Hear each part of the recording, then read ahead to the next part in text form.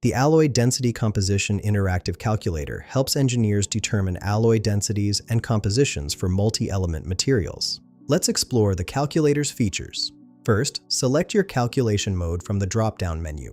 You can choose 2-element alloy density, 3-element alloy density, 4-element alloy density, required composition for target density, volume fraction from mass fraction, or mass fraction from volume fraction.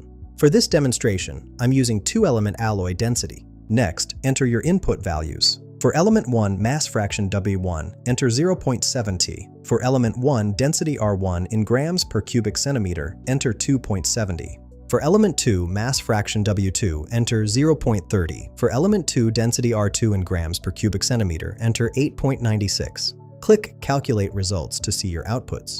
The calculator returns an alloy density of 3.4160 grams per cubic centimeter.